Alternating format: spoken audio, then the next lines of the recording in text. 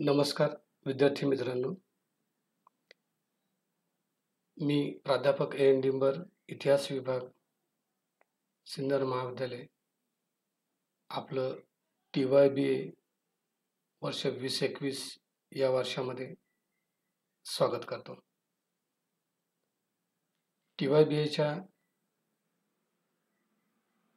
वेगवेगळ्या विषयांच्या अभ्यासक्रमांचा आपण मागच्या एका भागामध्ये आढावा घेतलेला आहे. त्या विषयाचं स्वरूप, त्या विषयाची ओळख आपण अभ्यासक्रमाच्या माध्यमातून करून घेतलेली आहे. आपल्याला TYBA इतिहास स्पेशल 3 या विषयाला इतिहासाची ओळख असा एक अभ्यासक्रम आहे आणि हा अभ्यासक्रम अतिशय उपयुक्त आहे. संशोधनाच्या दृष्टिकोनातून अतिशय महत्त्वाचा आहे. त्याच्यामध्ये आपल्याला जे पहिलं प्रकरण आहे त्या प्रकरणामध्ये आपल्याला ज्या काही इतिहासाच्या दृष्टिकोनातून महत्त्वाच्या संकल्पना आहेत त्या संकल्पनांचा अभ्यास या पहिल्या प्रकरणामध्ये करायचा आहे.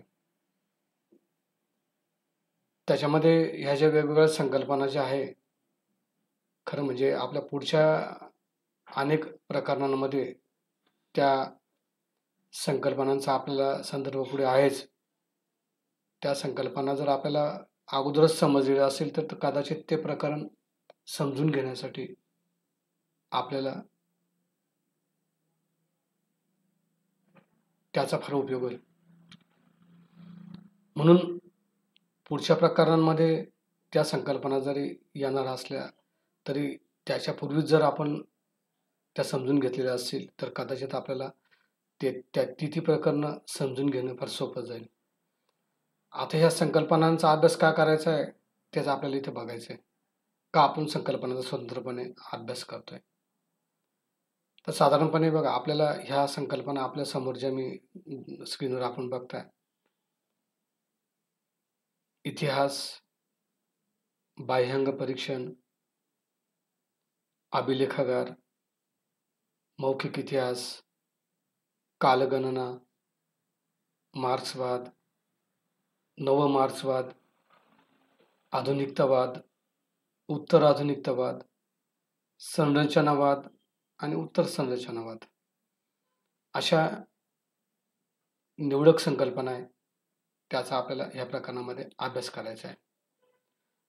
मग आपल्याला या संकल्पनाचा अभ्यास करायचा आहे ते आपल्याला माहिती असलं पाहिजे. इतिहास लेखन करताना काही संकल्पनांचा आपल्याला आधार घ्यावा लागतो. कारण इतिहासाची मांडणी करण्यासाठी संकल्पनांचं ज्ञान असणं गरजेचं आहे. संकल्पना जर माहिती असेल तर इतिहास लेखन हे अधिक वस्तुनिष्ठ आणि प्रासंगिक बनतं. इतिहास लेखनाची एक स्वायत्त पद्धती विकसित झालेली आहे. या पद्धतीशास्त्राचा विकास घडून येण्यामध्ये संकल्पनांची भूमिका ही अतिशय महत्त्वाची असते. या संकल्पना समजून घ्यायच्या असतील तर त्या पाठीमागील गतिशास्त्र आपल्याला जाणून घ्यावं लागतं. ज्या कालखंडात एखादी संकल्पना उदयाला आली असेल त्या कालखंडाचा संदर्भ आपल्याला विचारात घ्यावा लागतो. शाब्दिक अर्थांच्या पलीकडे जाऊन जेव्हा जाणीवा एखाद्या शब्दाला प्राप्त होतात तेव्हा शब्दाची संज्ञा बनते आणि संकल्पनेचं स्वरूप ती धारण करते. संकल्पना इतिहास लेखनास निश्चितच दिशा पुरवण्याचं कार्य करतात.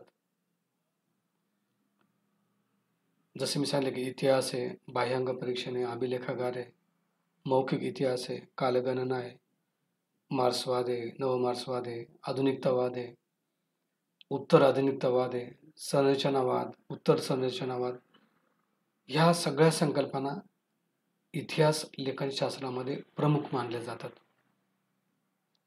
त्यामुळे या संकल्पनांबाबत माहिती जाणून घेणं आवश्यक आहे. म्हणून पहिली जी संकल्पना आहे इतिहास, तिचा आपण या ठिकाणी विचार करूया. इतिहासाची संकल्पना मानवी जीवनातील भूतकालीन घडामोडींशी संबंधित आहे. भूतकाळामध्ये घडून गेलेल्या घटनांचा अभ्यास हा इतिहासामध्ये केला जातो. इतिहास या संकल्पनेचं स्पष्टीकरण वेगवेगळ्या इतिहासकारांनी वेगवेगळ्या प्रकारे दिलेलं आहे. त्यानुसार इतिहास म्हणजे केवळ भूतकाळातील घटनांचा अभ्यास नव्हे, तर इतिहास म्हणजे भूतकाळ, वर्तमान काळ यांच्यामध्ये निरंतर चालणारा संवाद आहे असं म्हटलं जातं. इतिहास म्हणजे केवळ घटनांची जंत्री नाही, या घटनांचा सांगोपांग विस्ताराने घेतलेला शोध आहे. गतकाळामध्ये जे घडले, जसे घडले, ज्या संदर्भात घडले, ते जसेच्या तसे सांगणे म्हणजे इतिहास. हा इतिहासाचा शोध भूतकाळातले हे डोकावणे आजच्या वर्तमानाचे आकल करण्यासाठी अत्यंत आवश्यक असते. जर वर्तमानाचे परिपूर्ण आकलन झाले नाही, तर आपल्याला उद्याच्या भविष्याचं रेखाटन करता येणार नाही. थोडक्यात इतिहास म्हणजे भूत, वर्तमान आणि भविष्य यांची साखळी आहे. इतिहास म्हणजे काय याचं स्पष्टीकरण करताना जर्मन विचारवंत हर्डर असं म्हणतो की इतिहास म्हणजे घटनांची एक साखळी आहे. वर्तमान जीवनात काय आणि गतकालीन जीवनात काय निरनिराळ्या घटना घडत जातात आणि या घटनांची साखळी तयार होते. त्यातून जीवन साकारत जाते. तेव्हा जीवन समजून घ्यायला घटनांची ही गतकालीन मालिका अभ्यासणं अत्यंत उपयुक्त ठरतं. लक्षावधी वर्षांच्या या गतकालीन वाटचालीतून मानवाच्या समग्र धडपडीचा आलेख रेखाटता येतो. हा विकास कधी घटनांमुळे गतिमान झाला, तर कधी व्यक्तींच्या कर्तृत्वामुळे किंवा विचार प्रणालीमुळे गतिमान झाला, असं आपण या ठिकाणी म्हणू शकतो. इतिहास म्हणजे मानवी संस्कृतीचा उदय आहे असं आपण म्हणू शकतो. संस्कृती उदयाला काय येतात, त्या का व केव्हा नष्ट होतात, नष्ट होणार असेल तर उदयालाच काय येतात, अशा अनेक प्रश्नांविषयीच्या मूलभूत चिंतनातून तत्वज्ञान निर्माण झालं आणि त्यातून इतिहास म्हणजे काय या प्रश्नाचं उत्तर देण्याचा प्रयत्न झाला. म्हणून लेवी याने सुद्धा नैतिक मूल्यांचं स्पष्टीकरण आणि संग्रह म्हणजे इतिहास अशी इतिहासाची व्याख्या केलेली दिसते. इतिहास म्हणजे गतकाळातील स्मृती आणि या स्मृती कशाविषयीच्या? तर गतकालीन विचारांविषयीच्या या भूमिकेतून असं प्रतिपादन केलं जातं की इतिहास म्हणजे विचारांचा आलेख. हा आलेख व्यवस्थित समजून घेतला की गतकाळ सलगपणे समजून घेता येऊ शकेल. माणसातील विचार करण्याच्या सामर्थ्यामुळे प्रगतीचं पाऊल पुढे पडत गेलं. अगदी रानटी अवस्थेत राहणाऱ्या अश्मयुगीन माणसाला प्रथम अग्नीचं ज्ञान झालं. हे ज्ञान घर्षणातून अग्नी निर्माण होतो या निरीक्षणावर आणि त्यानंतरच्या विचार प्रक्रियेवर आधारित होते. या विचार प्रक्रियेमुळे मानवाच्या विकासाचे पुढचे पाऊल पडलेले आपल्याला दिसून येते. इतिहास म्हणजे काय हे निरनिराळ्या प्रकाराने समजून सांगण्याचा प्रयत्न झाला. भूतकाळातल्या घटना, प्रसंग, विचार, संस्कृती आणि राजसत्ता म्हणजे इतिहास. या ठिकाणी गोष्टींच्या संदर्भात काळाचा संदर्भ असतो. हा काळ म्हणजे कालगणनांनी एखादा प्रसंग नेमका केव्हा घडला, त्या अगोदर आणि त्यानंतर काय झालं, या संदर्भात जेव्हा त्याकडे पाहिले जातं तेव्हा काळ अर्थपूर्ण होतो. म्हणून गतकाळाची कालगणनात्मक मांडणी, कालबद्ध नोंद म्हणजेच इतिहास होय. आता पुढची जी संकल्पना आहे, बाह्यांग परीक्षण. बाह्यांग परीक्षण ही कागदपत्राच्या तपासणीची प्राथमिक प्रक्रिया आहे. ऐतिहासिक कागदपत्रे हाती आल्यानंतर त्यांची सत्यता पारखून घेण्यासाठी सुरुवातीला त्या कागदपत्रांविषयी स्वतःला काही प्रश्न विचारावे लागतात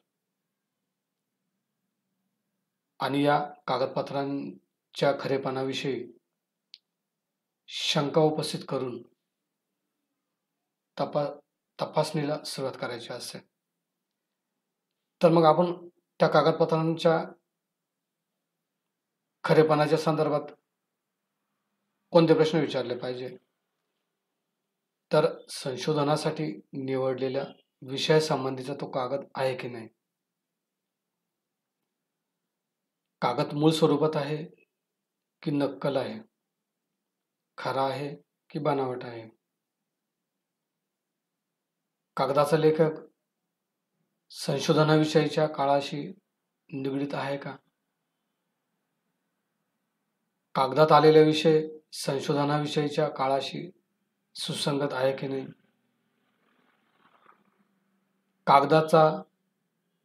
कागदामध्ये स्थळाचा उल्लेख आहे का, असल्यास तो संशोधन विषयाच्या स्थलमर्यादेशी जुळतो का. तर या प्रश्नांचा हेतू मूळ कागदपत्राचा लेखक, स्थळ व काळ निश्चित करणे हा असतो आणि यालाच बाह्यांग परीक्षण असं म्हटलं जातं. आता ही नवीन जी संकल्पना आहे अभिलेखागार, याच्या संदर्भात आपल्याला बरीचशी माहिती असू शकते. अभिलेखागार हा शब्द आपल्या दृष्टीने नावामुळेच नाही आहे. कदाचित आपण काही अभिलेखागार पाहिले पण असतील. तर अभिलेखागाराचा या ठिकाणी आपल्याला विचार करायचा आहे. अभिलेखागार ही संकल्पना का महत्वाची, त्याचा आपल्याला इथे विचार करायचा आहे. कागदपत्रे हा इतिहास लेखनाचा एक महत्त्वाचा स्रोत असतो. त्यामुळे इतिहासातील प्रमुख घटनांची, व्यवहारांची माहिती पुरवणाऱ्या कागदपत्रांचे योग्य प्रकारे जतन करून ठेवले जाते. यासाठी अभिलेखागारांची निर्मिती केली जाते.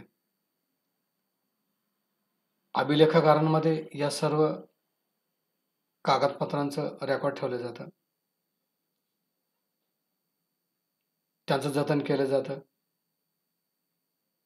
पुराव्याच्या स्वरूपामध्ये सुद्धा ते उपलब्ध करून दिलं जातं. तर ह्या अभिलेखागारांचा अर्थ जर आपल्याला समजला तर आपल्याला बऱ्याचशा गोष्टी समजणं सोपं जाईल. अभिलेखागाराला दप्तरखाना असं सुद्धा म्हटलं जातं. कारण अभिलेखागारांमध्ये कागदपत्र आणि दप्तर यांचं जतन करून ठेवलेलं असतं. सर्वसाधारणपणे ज्या ठिकाणी ऐतिहासिक कागदपत्रे जपून ठेवलेली असतात अशा ठिकाणाला अभिलेखागार असं म्हटलं जातं. अभिलेखागार हे शासनाद्वारे निर्माण केले जातात. त्यामुळे ते खाजगी स्वरूपाचे नसतात. या अभिलेखागारांमध्ये दस्तलिखिते, दुर्मिळ छायाचित्रे, बखरी, रुमाल, नकाशे अशा प्रकारची कागदपत्र जपून ठेवलेली असतात. त्याचबरोबर या सर्व कागदपत्रांची व्यवस्थित नोंद करून ठेवलेली असते. ज्याप्रमाणे वस्तू संग्रहालयामध्ये पुरातत्वीय वस्तू जतन करून ठेवलेल्या असतात, त्याचप्रमाणे अभिलेखागारांमध्ये सुद्धा ऐतिहासिक कागदपत्रांचं जतन करून ठेवलेलं असतं. ह्या अभिलेखागारांची वैशिष्ट्ये आपल्याला सहजपणे लक्षात येतील. त्याचा खूप फार आपण खोलात जाऊन विचार करायचं काही कारण नाही. आपल्याला अभिलेखागार हे एक स्वतंत्र प्रकरण पुढे अभ्यासाला आहे. त्या प्रकरणाचा अभ्यास केल्यानंतर याची सुद्धा तुम्हाला सहजपणे माहिती सांगता येईल. शासकीय नियंत्रण, कार्यालयीन स्वरूप, कागदपत्रांचं व्यवस्थापन, स्थायी स्वरूप अशी अभिलेखागारांची वैशिष्ट्ये आहेत. अभिलेखागारांचं महत्त्व आपल्याला माहिती असणं गरजेचं आहे. अभिलेखागार आपल्या दृष्टीने का महत्त्वाचे आहेत? दैनंदिन जीवनामध्ये, वैयक्तिक जीवनामध्ये, सामाजिक जीवनामध्ये किंवा आपल्याला संशोधनाच्या दृष्टिकोनातून, वैयक्तिक दृष्टिकोनातून जी कागदपत्र लागतात ते आपल्याला अभिलेखागारांमध्ये उपलब्ध होतात. म्हणून आपल्याला त्याचं महत्त्व माहिती असलं पाहिजे.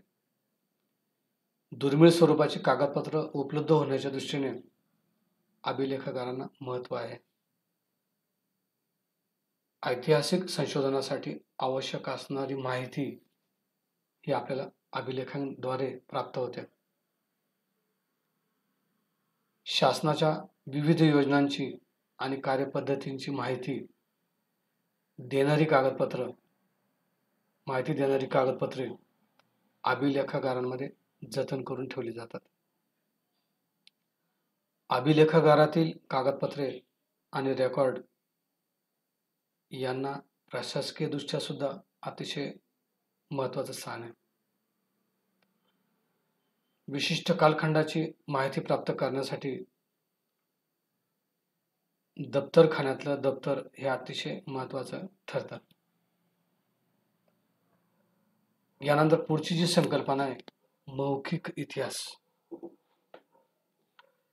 प्राचीन काळापासून ते आधुनिक काळापर्यंतच्या इतिहास लेखनाच्या अनेक परंपरा आणि सिद्धांत उदयाला आलेले आहेत. लेखन परंपरेच्या आधारे इतिहासाचं जतन केलं जातं. इतिहास जतन करण्याच्या प्रक्रियेमध्ये मौखिक इतिहास लेखन परंपरेला असाधारण महत्त्व आहे. इतिहासातील बरीचशी माहिती ही मौखिक स्वरूपामध्ये आढळते. या मौखिक माहितीतील योग्य व शास्त्रोक्त तेवढा भाग घेऊन इतिहासाचं लेखन करावं लागतं.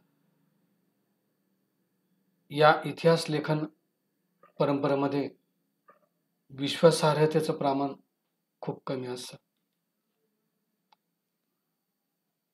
तर ह्या मौखिक इतिहास लेखनाच्या दृष्टिकोनातून कोणते घटक महत्त्वाचे असतात?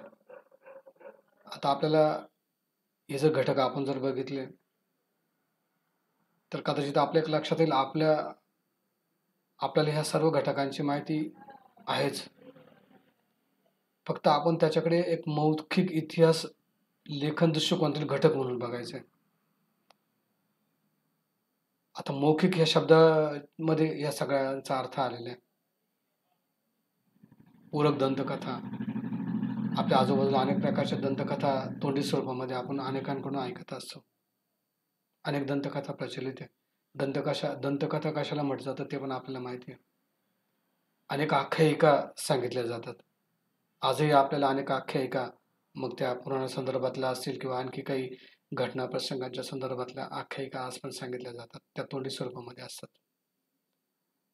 वाक्प्रचार आजही आपल्या वापरामध्ये आहे.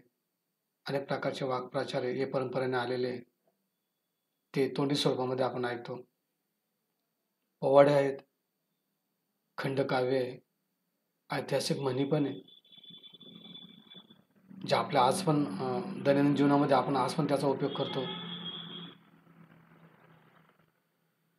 तर ह्या मौखिक इतिहास लेखनाचं महत्त्व पाहणं अतिशय गरजेचं आहे. आधुनिक काळामध्ये इतिहास लेखनाच्या अनेक परंपरा आणि दृष्टिकोन उदयाला आले. त्यामध्ये मौखिक इतिहास लेखन परंपरा अतिशय महत्त्वाची मानली जाते. कारण या परंपरेच्या माध्यमातून इतिहासातील दुर्लक्षित घटकांचा आढावा घेता येतो. त्याचप्रमाणे मौखिक इतिहास हा एका पिढीकडून दुसऱ्या पिढीकडे सहज हस्तांतरित करता येतो.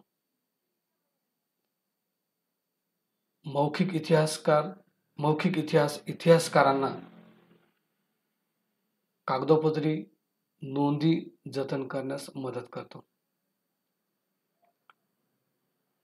मौखिक इतिहास लेखनामध्ये काही नोंदी असू शकतात.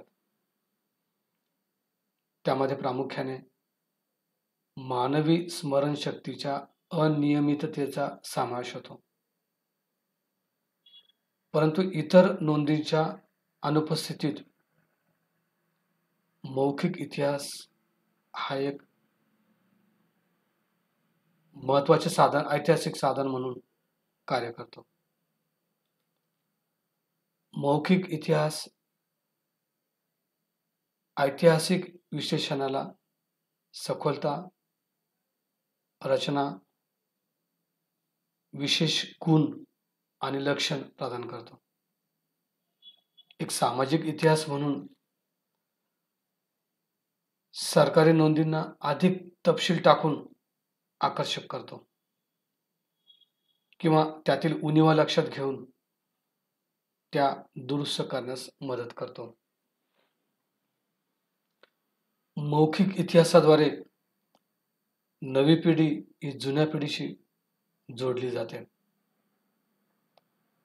मौखिक इतिहासामुळे आपल्याला प्राचीन रूढी परंपरा, चालीरीती याबद्दल माहिती मिळते. मौखिक इतिहासामुळे इतिहासाचे लपलेले पैलू प्रकाशात येतात. आपल्याला इतिहासातील महत्त्वाच्या घटनांच्या अधिक जवळ जायला मदत होते. मौखिक इतिहासाचे कार्यक्षमता आणि तत्कालीनता हे गुण असतात. त्याचप्रमाणे भूतकाळामध्ये घडलेल्या घटनांचा तो साक्षीदार असतो. लोकसाहित्य, साक्षर, असाक्षर व्यक्तींना अप्रत्यक्ष शिक्षण देण्याचं महत्त्वपूर्ण कार्य करते. तर मला वाटतं आपण या ठिकाणी थांबूया. यानंतरच्या भागामध्ये आपण पुढच्या ज्या संकल्पना आहे त्याच्यावर चर्चा करूया. धन्यवाद.